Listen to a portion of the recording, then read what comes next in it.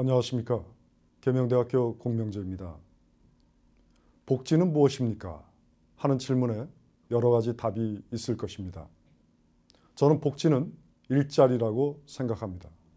일자리를 통해서 상당 부분 복지 문제를 해결할 수 있기 때문입니다. 오늘 저는 국민들의 복지 수요를 충족시키면서 일자리를 많이 만들 수 있는 산업, 바로 생활복지 산업에 대하여 말씀드리고자 합니다. 생활복지 산업은 상당히 생소하실 거로 생각됩니다. 그러나 사실 생활복지 산업은 굉장히 우리들한테 가까이 있습니다. 왜냐하면 우리가 살아가면서 여러 생애주기별로 갖게 되는 다양한 복지 수요, 보건의료, 돌봄, 일자리, 교육, 문화, 환경 등에 대한 복지 수요를 충족시켜주는 서비스를 제공해주는 산업이 생활복지 산업이기 때문입니다. 왜 생활복지 산업을 발전시켜야 할까요? 기본적으로 생활복지 산업은 첫 번째로 중소기업이고요. 서비스 산업이고 내수 산업이기 때문에 그렇습니다. 지난 10월 1일 일자리가 70만 개가 줄어들었습니다. 일자리를 많이 만들어주는 산업이 생활복지 산업이기 때문에 바로 생활복지 산업을 육성, 발전시켜야 됩니다. 성장과 복지의 선순환을 가져올 수 있는 산업입니다. 자, 그렇다면 그 이유를 하나하나씩 살펴보도록 하겠습니다. 우선 말씀드리고자 하는 것은 이제 대기업 위주의 성장과 일자리 선순환 시대는 막을 내리고 있다는 겁니다. 통계를 보면 지난 10년 동안 경제 성장률은 약 4% 정도였습니다.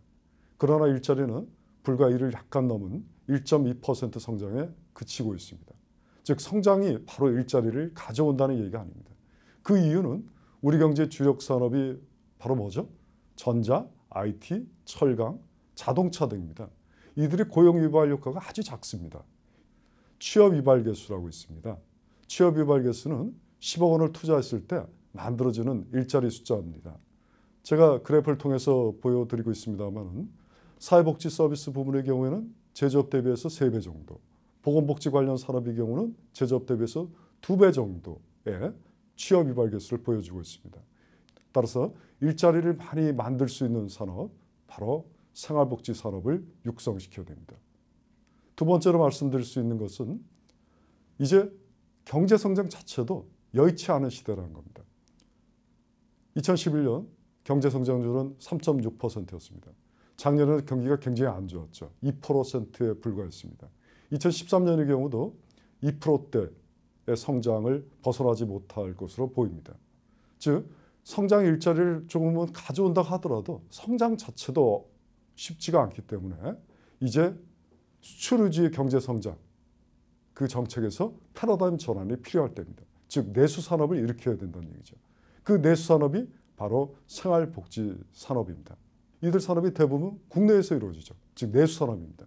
이제 내수 산업을 발전시켜야지, 생활복지 산업을 발전시켜야지 경제 성장도 어느 정도 가능한 시대다. 이렇게 볼 수가 있습니다. 또 다행스럽게도 통계에 따르면 보건 및 사회복지 산업의 경제성장 기여도가 2008년 5%에서 불과 1년 만에 8% 수준으로 빠르게 성장하고 있다는 겁니다.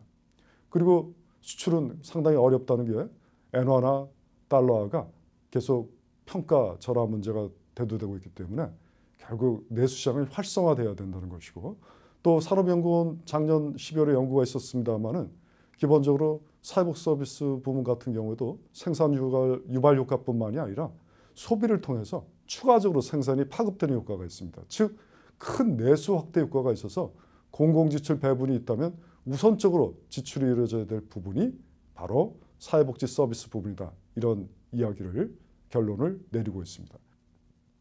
또 중요한 이유가 있습니다. 그것은 우리 국민들의 복지 수요가 굉장히 놀랄 정도로 증가했고, 또 정치권에서도 이것을 해결하겠다는 것을 지난 대선에서도 청사진으로 발표한 바 있습니다. 그래서 새로운 복지 서비스를 제공해주는 부분을 산업화하고 또 시장화하고, 또 기존 생활복지 산업도 진흥해서 일자리 만들면서 복지 수요를 충족시켜주는 것, 그것이 가장 좋은 복지 수요 해결책이다. 이렇게 말씀드릴 수 있겠습니다. 그리고 이렇게 복지 수요를 충족시켜주는 가운데 대량으로 산업화를 통해서 하기 때문에 규모의 경제가 발생해서 복지 지출을 저렴하게 할 수 있다는 겁니다. 그래서 경제 성장에 대한 기여도도 높아지고 있고, 복지 지출도 저렴하게 이루어질 수 있기 때문에 바로 생활복지산업을 통해서 일자리를 많이 만들어서 성장과 복지의 선순환을 가져올 수가 있습니다. 또 우리 경제가 갖고 있는, 우리 사회가 갖고 있는 많은 문제들이 있습니다. 이제 고령화 시대 아니겠습니까? 고령화 시대 때 노인들에게 일자리는 단순히 소득뿐만이 아니라 살아가는 이유가 될 수가 있습니다. 또 보육부담이나 사교육비라는 저출산 문제 심각합니다. 보육비 부담을 줄여주고 일자리 만들어줘서 바로 저출산 문제 해결해 줄 수 있습니다. 청년들에게 일자리 만들어줄 수 있는 게 생활복지 산업입니다. 보건의료 산업의 경우에 전문가들도 필요하지만 많은 부분에 있어서 청년들의 일자리도 확대될 수가 있습니다. 사실 문제가 낮은 임금이 문제가 되는데 지금 여러 가지 정책을 통해서 적정임금의 일자리를 만들어준다면 청년들이 이 부분에 많이 진출할 수가 있습니다. 그리고 가난한 사람들, 장애인들, 취약계층에 대한 일자리 만들어줄 수 있는 산업이 생활복지 산업입니다. 베이비 부머의 대책 없는 은퇴도 문제되고 있지 않습니까? 베이비 부머에 대한 일자리 만들어줄 수 있는 산업, 바로 생활복지 산업입니다. 또 고용률 70%를 달성하기 위해서 여성들이 사회 진출이 불가결합니다. 여성들이 쉽게 진출할 수 있는 부분, 실제로 반숙련, 저숙련 노동자들이 진출할 수 있는 부분이 생활복지 산업입니다. 따라서 이렇게 생활복지 산업은 여러 가지 사회 문제도 완화시켜 줄 수 있는 그러한 장점이 있습니다. 자, 그렇다면 어떻게 해야지 생활복지 산업을 발전시킬 수 있을까요? 크게 네 가지로 말씀드리고자 합니다. 일단은 정부와 민간의 역할을 구분해서 투 트랙으로 구분해 줘야 된다. 그 다음에 두 번째로는 TF를 만들어서 통합적 일자리 창출 전략을 만들고 예산도 통합적으로 집행해야 된다. 세 번째로는 다양한 영역을 개발하고 지원 체계를 구축해 줘야 된다. 마지막으로 사회적 기업을 육성해야 된다. 이러한 네 가지 큰 주제로서 말씀을 드리겠습니다. 우선 정부와 민간이 투 트랙으로 확연히 구분해 줘야 됩니다. 민간은 시장 기능에 맡겨야 되고 정부가 우선적으로 할 부분은 규제 완화가 되겠습니다. 직장 보육시설의 예를 들어보겠습니다. 5대 시중은행이 여직원 수가 34,000명이 됩니다. 그런데 직장 보육시설을 보내는 여직원은 1,000명이 되지 않습니다. 그 이유가 뭘까요? 바로 규제 때문에 그렇습니다. 영유아 보육법에 따르면 근로자 500명이 넘거나 여직원 수가 300명이 넘을 경우에는 직장 보육시설을 의무적으로 설치하게 되어 있는데 이때 영유아들이 50명이 넘을 경우에는 1인당 3.5 평방미터, 그러니까 한 평이 넘는 5개 놀이터, 실외 놀이터를 만들어야 돼야 됩니다. 서울시내 그 비싼 땅에서 한 평이 넘는 아이들 한 명당 한 평이 넘는 실외 놀이터 만들기가 쉽겠습니까? 그러니까 직장 보육시설이 만들어지지 못하는 겁니다. 그러면 49명 이하면 5개 놀이터 안 만들어도 됩니다. 그러나 실내 놀이터 규제도 아주 까다롭습니다. 자, 그래서 이러한 규제를 대폭 철폐하거나 크게 완화해야 됩니다. 정부 정책이 획일적 공급이나 규제는 안 된다는 겁니다. 정부 정책은 국민들의 수요, 니즈를 충족시켜줘야 됩니다. 두 번째는 생활복지산업 TF를 만들어서 통합된 예산 및 일자리 창출 전략을 수립하고 집행해야 된다는 겁니다. 물론 기재부 장관이나 국무총리가 컨트롤 타워로 역할을 해야 되고 부처간 칸막이가 없어져야지 생활복지산업이 발전, 육성될 수 있습니다. 생활복지산업은 보건의료, 돌봄, 일자리, 교육, 문화, 환경 등 복지 수요를 충족시켜주는 그러한 산업이라고 말씀드렸죠. 바로 보건의료는 보건복지부, 돌봄의 경우 어린이집의 경우는 보건복지부, 유치원의 경우는 교육부, 그 다음에 단순한 일자리의 경우는 고용노동부, 교육의 경우에는 교육부, 문화의 경우는 문화체육관광부, 환경의 경우는 환경부가 결국 개입되게 되어 있습니다. 그리고 아까 말씀드린 규제 완화와 관련해서는 소방방재청이라든가 안전행정부가 관여될 수밖에 없습니다. 이렇게 여러 산업, 여러 부처들이 관여되기 때문에 TF 만들지 않고서는 결국에 부처간 칸막이가 해소될 수 없습니다. 박근혜 정부는 이제까지 MB 정부와는 달라야 됩니다. 이제까지 정부와 달라야 됩니다. 따라서 태스크포스 만들어서 이때 통합된 일자리 창출 전략을 만들어야 되겠습니다. 우선적으로 일자리 창출을 촉진하는 전략이고요. 두 번째로는 이러한 창출된 일자리가 안정적으로 유지될 수 있어야 되겠죠. 그러한 전략이 필요합니다. 마지막 세 번째는 생활복지 서비스 인력을 양성하고 또 질적으로 개선해주는 그러한 전략이 필요하다. 이렇게 말씀드릴 수 있겠습니다. 자, 이러한 지원 체계하에서 다양한 영역을 개발하고 또 이러한 지원 체계를 만들어주는 것이 필요합니다.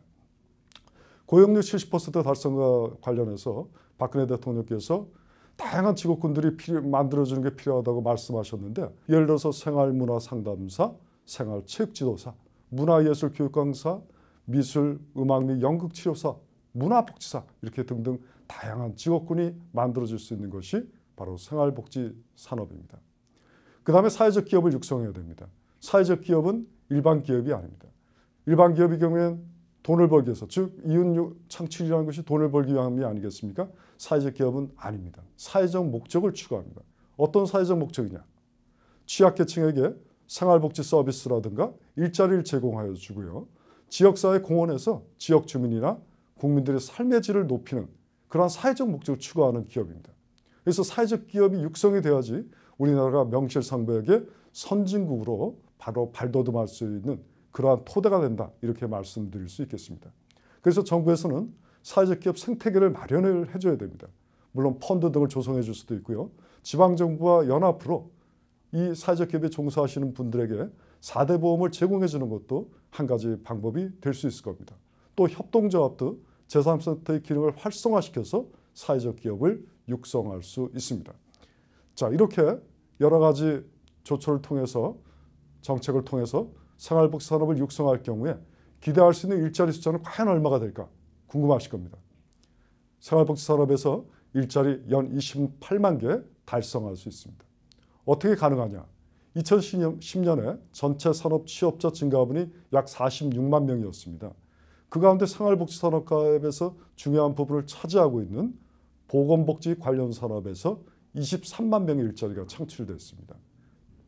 자, 이러한 일자리는 조금 전에 말씀드린 그러한 정책을 통해서, 그리고 또 시장이 확대되고 복지 수요가 증가하면서 기존 제도가 성숙되면서 만들어질 수 있겠습니다. 마지막으로 바로 생활복지 산업 육성을 통해서 단순히 28만 개 일자리가 만들어질 뿐만이 아니라 국민소득이 늘어나고 소비가 늘어나고 생산이 늘어나서 결국 복지 수요도 충족시켜주는 복지와 성장의 선순환을 가져오는 게 바로 생활복지 산업입니다. 물론 생활복지 산업만 중요하다는 의미가 아닙니다. ICT는 창조경제, 일자리 많이 만들어낼 수 있습니다. 지식문화 산업에서도 일자리 많이 만들어낼 수 있습니다. 제조업도 결코 등한시해서는 안 될 것입니다. 제조업이 융복합화 반드시 필요합니다. 그러나 생활복지 산업이 바로 28만 개 일자리를 만들면서 복지수를 충족시키고 그리고 성장과 복지를 선순환시키기 때문에 생활복지 산업 반드시 육성, 발전시켜야 됩니다. 박근혜 정부가 성공한 정부가 되기 위해서 모두 지혜를 모아야 할 때입니다. 성장과 복지가 선순환을 이루어야 될 때입니다. 일자리는 최고의 복지입니다. 국민 행복의 동력입니다. 감사합니다.